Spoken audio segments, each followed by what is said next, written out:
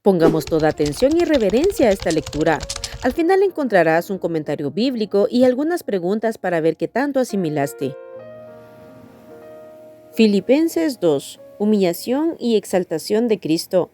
Por tanto, si hay alguna consolación en Cristo, si algún consuelo de amor, si alguna comunión del Espíritu, si algún afecto entrañable, si alguna misericordia, completad mi gozo, sintiendo lo mismo, teniendo el mismo amor, unánimes, sintiendo una misma cosa. Nada hagáis por contienda o por vanagloria, antes bien con humildad, estimando cada uno a los demás como superiores a él mismo, no mirando cada uno por lo suyo propio, sino cada cual también por lo de los otros. Haya pues en vosotros este sentir que hubo también en Cristo Jesús, el cual siendo en forma de Dios, no estimó el ser igual a Dios como cosa a que aferrarse, sino que se despojó a sí mismo, tomando forma de siervo, hecho semejante a los hombres, y estando en la condición de hombre, se humilló a sí mismo, haciéndose obediente hasta la muerte y muerte de cruz. Por lo cual Dios también le exaltó hasta lo sumo y le dio un nombre que es sobre todo nombre, para que en el nombre de Jesús se doble toda rodilla de los que están en los cielos y en la tierra y debajo de la tierra, y toda lengua confiese que Jesucristo es el Señor, para gloria de Dios Padre. Luminares en el mundo. Por tanto, amados míos, como siempre habéis obedecido, no como en mi presencia solamente, sino mucho más ahora en mi ausencia, ocupaos en vuestra salvación con temor y temblor, porque Dios es el que en vosotros produce así el querer como el hacer por su buena voluntad.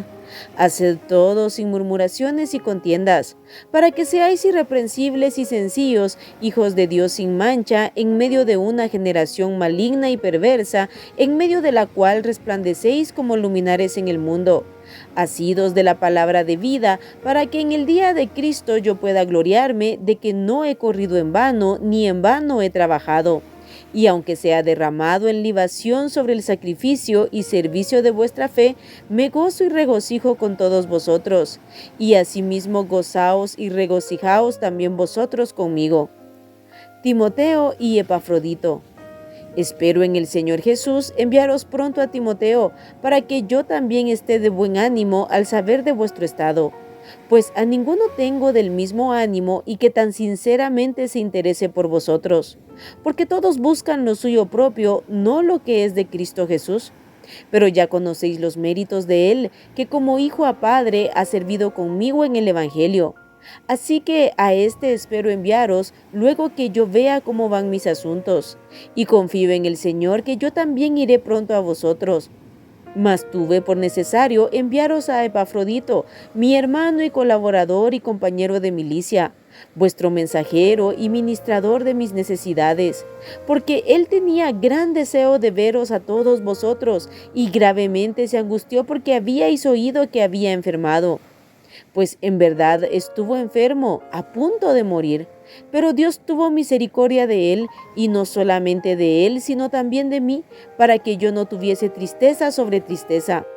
Así que le envío con mayor solicitud, para que al verle de nuevo os gocéis y yo esté con menos tristeza.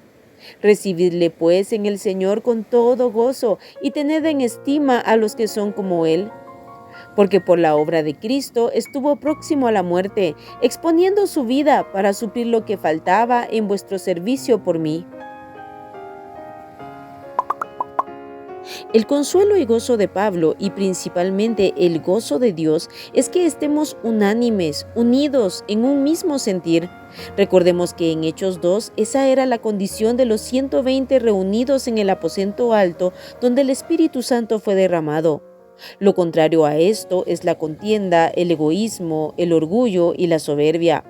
Solo la verdadera humildad nos llevará a esa verdadera y pura unidad, en donde cada uno dejará de ver por sus propios intereses y velará por los demás.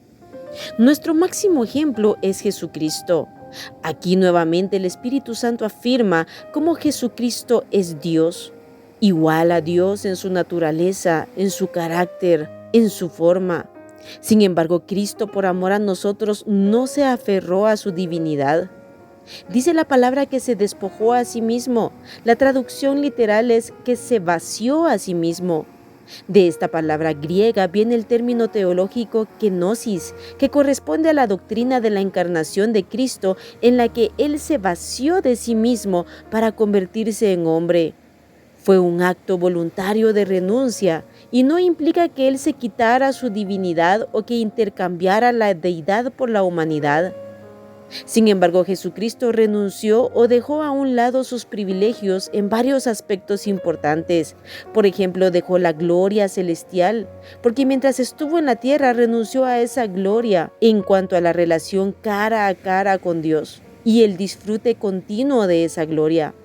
Dejó por un lado las riquezas eternas. Mientras estuvo en esta tierra fue pobre y poseyó muy pocos bienes. Renunció voluntariamente a atributos divinos y se sometió a la dirección del Espíritu Santo. Realmente es inentendible la humillación de Cristo.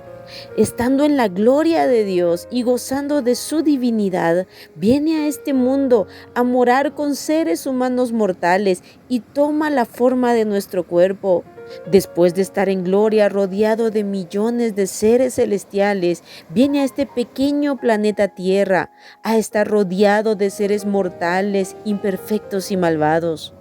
Y allí, siendo perfectamente Dios y perfectamente hombre, se humilló haciéndose obediente hasta la muerte y muerte de cruz, que era una de las muertes más humillantes de aquella época. Todo por amor a nosotros. Su amor y humildad fue mostrado no con palabras, sino con hechos. Por esa humillación y esa obediencia, Dios también lo exaltó a lo más grande, le dio un nombre que es sobre todo nombre. Viene el día en el que en el nombre de Jesús se doblará toda rodilla de los que están en los cielos y en la tierra y debajo de la tierra, y todos confesarán que Jesucristo es el Señor para gloria de Dios Padre. Que Dios nos conceda desde ya, desde hoy, doblar nuestras rodillas y exaltar a nuestro dulce y amante Salvador, nuestro máximo ejemplo de amor y humildad.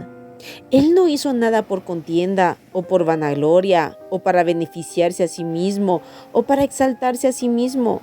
Ese es el ejemplo que debemos seguir. Como humanos somos tan dados a la jactancia, a menospreciar a los demás y querer ser los mayores, los mejores y los más importantes, a velar solamente por nuestros intereses egoístas. ¿Cómo necesitamos que el Espíritu Santo obre en nuestras vidas para poder seguir las pisadas de Cristo, para poder seguir su ejemplo, para que la obra del Espíritu Santo sea profunda en nuestras vidas?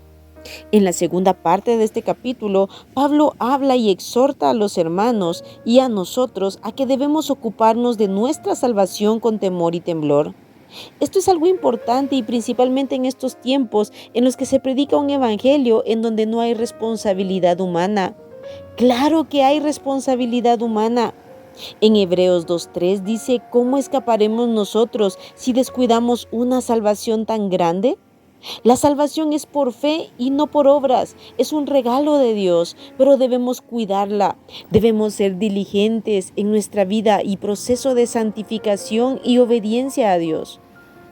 Se nos hace un llamado a hacer todo sin murmuraciones y contiendas, a ser irreprensibles y sencillos, a ser sin mancha y resplandecer como luminares en este mundo. Y eso será únicamente cuando estemos tomados de la palabra de vida, cuando amemos la palabra de Dios, la atesoremos y la obedezcamos. Entonces no será en vano todo lo que hemos recibido. Entonces no será en vano el trabajo de todos los siervos de Dios que anuncian y enseñan su palabra. Ese es el regocijo de todo siervo de Dios. En la parte final vemos el ejemplo de dos hombres de Dios. Número 1, Timoteo, a quien hemos visto ya en estudios pasados, un hombre fiel, de buen testimonio, siervo de Dios, que como hijo le servía a Pablo con humildad en el Evangelio, a quien vemos en este pasaje con un verdadero amor e interés por los hermanos de Filipos. Él era diferente a los demás que solo buscaban lo suyo propio y no lo que es de Cristo. Ningún otro tenía ese ánimo e interés por los hermanos, según las propias palabras de Pablo. También tenemos a Epafrodito, de quien Pablo da buen testimonio. colaborador, compañero de milicia, quien era mensajero de los hermanos de Filipos, ya que ellos le mandaban a través de él ayuda a Pablo. Él estuvo grave, expuso su vida para suplir lo que faltaba en el servicio de los filipenses hacia el siervo de Dios. Pablo le enviaba de regreso para que la iglesia de Filipos se gozara al verle nuevamente, ya que se habían angustiado mucho al saber su gravedad. Me llama la atención el significado del nombre Epafrodito. En el griego significa dedicado a Afrodita, la diosa del amor. Pero bendita la misericordia de Dios, ahora él era dedicado para servir a Dios. Lo mismo pasó con nosotros, quienes vivíamos dedicados a Satanás, al pecado, al mundo, a los placeres e incluso a nosotros mismos. Pero gracias a Dios por Jesucristo, hoy que somos salvos, dediquemos nuestras vidas, fuerzas, capacidades, cuerpo, tiempo para servir, honrar y agradar a Dios. Luego el nombre Epafrodito pasó a significar en el griego amoroso. Y sin duda Epafrodito estaba lleno del amor de Dios. Para terminar, hay una corriente de pensamiento dentro del Evangelio donde se cree que el Hijo de Dios no puede estar triste. De hecho, hay coros o himnos que hablan de que no puede estar triste un corazón que tiene a Cristo. Sin embargo, en el versículo 27, el apóstol Pablo dice, para que yo no tuviese tristeza sobre tristeza. Tanto en el Antiguo como en el Nuevo Testamento podemos ver a los grandes siervos de Dios pasando por terribles tristezas. Ningún ser humano está libre de ese sentimiento. Somos de carne y hueso, tenemos emociones y sentimientos. Jesucristo mismo dijo, mi alma está muy triste hasta la muerte. Ahora, lo maravilloso y lo grande es que en medio de nuestras tristezas, aflicciones y situaciones difíciles, podemos acudir a Dios, podemos ir a Él, podemos orar. En Dios está nuestra fortaleza, nuestra gracia, nuestra ayuda y aún en medio de lágrimas, podemos seguir adelante con ese gozo del Señor que es nuestra fortaleza. Ahora, si pusiste atención, responde a las siguientes preguntas. Número 1. ¿Cómo es completado el gozo de Dios y de sus siervos en cuanto a nuestra conducta los unos con los otros? Número 2. ¿Cómo debemos estimar a los demás? Número 3. ¿Quién es nuestro máximo ejemplo de verdadera humildad y amor activo y desinteresado? Número 4. ¿A qué se despojó Cristo humillándose a sí mismo? Número 5. ¿A quién le fue dado un nombre que es sobre todo nombre? Número 6. ¿En qué debemos ocuparnos con temor y temblor? Número 7. ¿Quién produce en nosotros así el querer como el hacer? Número 8. Al contrario de Timoteo, ¿qué era lo que buscaban todos? Número 9. ¿Quién fue enviado por la iglesia de Filipos a Pablo con una ofrenda? Y número 10. ¿Qué le había pasado a Epafrodito? Aquí terminamos el capítulo 2 de Filipenses. Apartemos todos los días tiempo para orar y meditar la palabra de Dios. Que Dios te bendiga.